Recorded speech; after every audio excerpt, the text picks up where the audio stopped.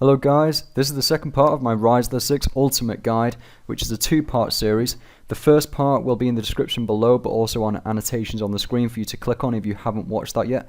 That includes gear and inventory setups around mage and range, along with ways to cope with tanking Torag and counteracting both Karil&Ahrim special attacks.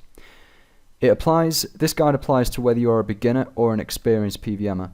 It will go through in-depth tips and tricks and the thinking points you should consider when at Barrow's hard mode to help you with all rotations. It also includes a commentary around deadly combo attacks that can be carried out by certain brothers when on the same side for you to look out for.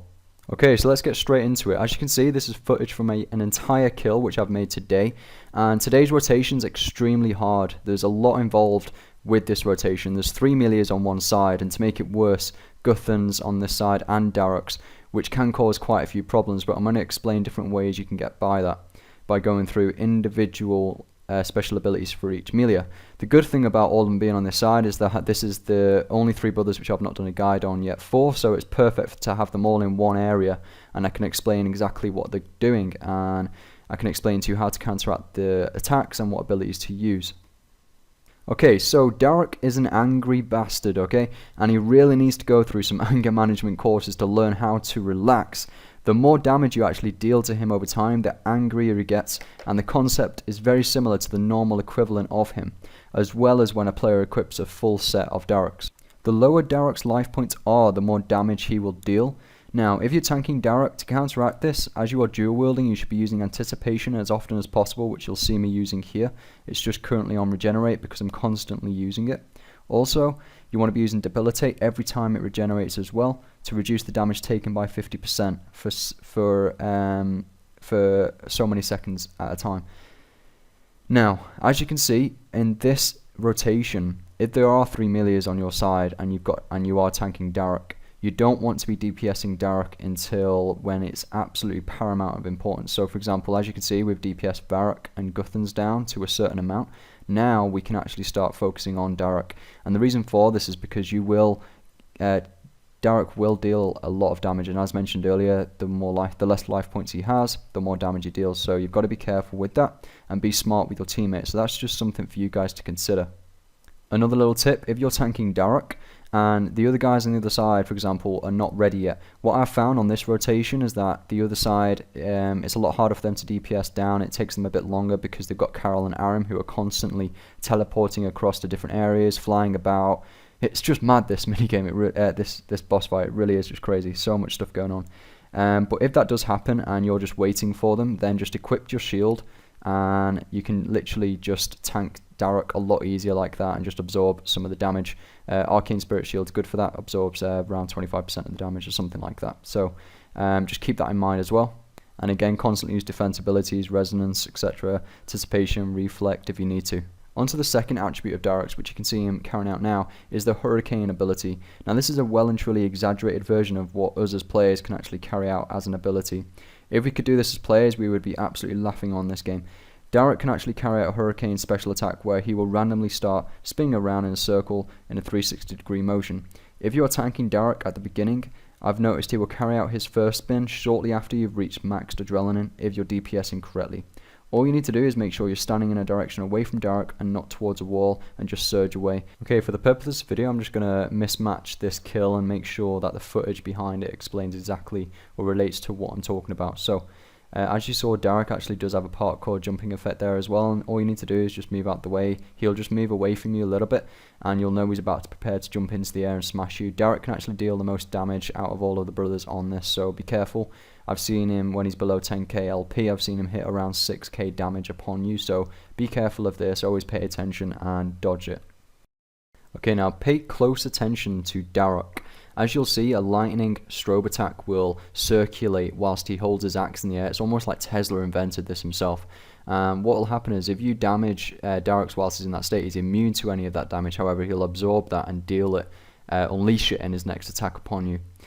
So I'll show you another clip again and just focus on me hitting him and what actually happens to my teammate due to the damage I'm actually dealing. As you can see, I dealt quite a bit of damage there at Dharok. Now my teammate does something extremely clever. He actually evokes Dharok off me just in time, so then he actually takes the damage, watch, 5.998k damage there, and that isn't as much as what he actually can deal. So again, you just got to think fast on your feet. At the end of the day, I shouldn't have hit, but my teammate actually saved my life there. Okay guys, on to Guthan's special abilities and how to counteract this from both perspectives. If you're tanking Guthans, you have nothing to worry about, it's just the spin attack. This is exactly the same as Dharok's. However, if you're not tanking Guthans but he's on your side, as you can see there, I'll just go over exactly what I actually carried out to counteract that spear effect. So the spear, once it's impaled within you, will damage around 400 LP consecutively. Now, in order to counteract this, all you need to do is, as you saw me do there, is voke Guthans to you. If you're not next to Guthans or you can't get close to him or if it's a bit of a mess, the easiest thing to do is to voke Guthans onto you. He will go next to your side and he will deal 1k damage as he pulls the spear back out. So that's the tip for you. That's exactly how you should be doing it. You also can right click a piece of food and use that on Guthans to go towards him, but to be honest, just voke it off and then communicate to your teammate who will then voke it back off you.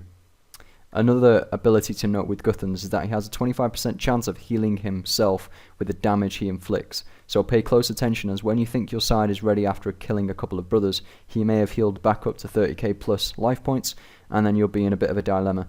What you'll need to do if you're tanking Guthan is to keep him 10k or below by hitting him every so often, making sure he doesn't catch you up with his spin attack, and making sure he doesn't heal himself up too high for you to then fail the kill. Okay, now on to Verac. To be honest, there's not a lot to say about Verac, and that's why I'm not really going to focus much on him. Essentially, one of you at one point may have to tank Verac, right? And to be honest, he's the easiest Barrow's brother out there. He doesn't really have much for him.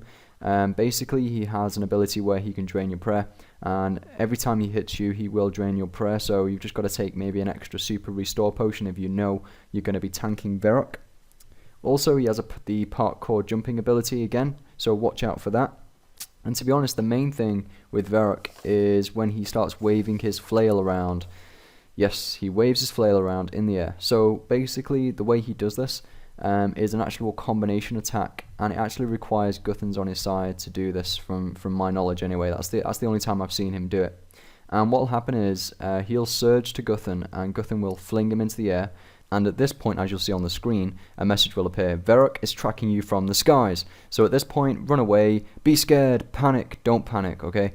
Verac will come with his flail towards you, and all you need to do is just make sure you're not within the proximity, otherwise it'll damage you equivalent to the normal spin hurricane ability attack, around 2k, simultaneously.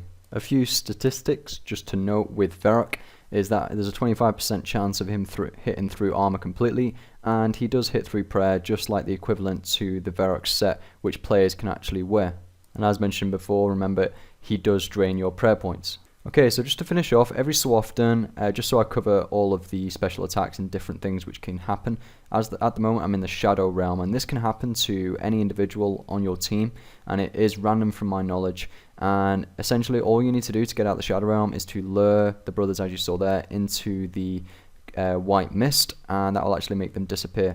And once you've made them all disappear, you will revitalize in the normal world, and at this point, you just want to be communicating to your teammate again. So just a few different scenarios which I'll make you aware of. So for example, as you can see now, there are the shadow bombs which are created by Karil, and if the bombs are going on whilst you're in the Shadow Realm, you want to be communicating to your partner and telling him exactly where you were right before you went into that Shadow Realm. The reason for this is because when you spawn, you may spawn on a bomb, so you want to be talking to your teammate, ask him, have the bombs been over yet? So you want to make the decision of if he's got enough food to tank 3 Barrow's brothers, then you want to be staying in that Shadow Realm until the bombs disappear. Or if you're safe and the bombs on the southern part of the map, and you're on the northern side of the map when you got taken into the Shadow Realm, then you're absolutely safe. And again, you just want to communicate to your teammate effectively, which is one of the most important parts of this boss battle. One last tip. The majority of the time when you're killing these Barrow's brothers, when you get towards the end and you want to start killing them, I'm going to give you a tip now on the order which I use the majority of the time with my teams. So for example, the first person you want to take out has got to be Karil. The reason for this is because he can teleport from either side and he can create those bombs. Whilst he's creating those bombs, it lasts for a very long time because he has to go through 3 of them. And whilst he's going through those, you can't attack him. So if he's the last one alive or in the middle, then and you need to DPS somebody down, you're going to fail. They're all going to regenerate and spawn because you're not going to be able to get damage on Karil. So what's the solution? Well, take Karil out first. No matter what side he's on, just take Karil down and then start alternating between the brothers you're taking out, so you can give each other time and communicate effectively what life points each brother is on. I will not give you the exact formula in terms of which brothers to take out in which order, because this will change due to the rotations, and you just got to be aware of it. So for example, the most dangerous brothers out there really are Karil's, Torag and Dharok's. Dharok's is one of the most dangerous because once you've got him on low life points, as mentioned earlier, he can deal a lot of damage. So I would personally, with my teams, I would take out Karil first and then Dharok second, and then usually Torag third at some point, but it all depends on what sides they're on, and that's just a decision you're going to have to make as a team. I hope this walkthrough helps you tank these different brothers, and you may need to tank a combination of 2 melee brothers or 1 melee brother with Karil&Ahrim. On each side, one of you will need to tank 2 out of the 3. And I will continue to update recommendations that refer to which 2 brothers one player should be tanking for the team to be most effective. So I'll put different rotations which I've experienced and which brothers each individual actually tanked, which then actually does give you the most efficient kills. For example, if you're tanking Torag, explained in part 1 of this guide, and Dharok is also on your side, you should not be tanking another melee, because if you are pummeled, and let's say Dharok starts spinning, you are buggered and well and truly dead within a couple of seconds. Combinations will continually be updated in the description below once I come across different ones to deal with all rotations. I also encourage you all to write in the comment section best practices for this battle. One last tip, a magic setup can be used effectively against any of the brothers except Ahrim, and therefore in your team you should make sure you have a ranger, preferably dual ascensions if possible, or dual chaotics if the gear levels are lower within your team, and make sure that person is DPSing on Ahrim. All the best, good luck with your trips. I hope this guide helps you gather lots of crazy loot. Thanks for watching, and I'll see you in the next video.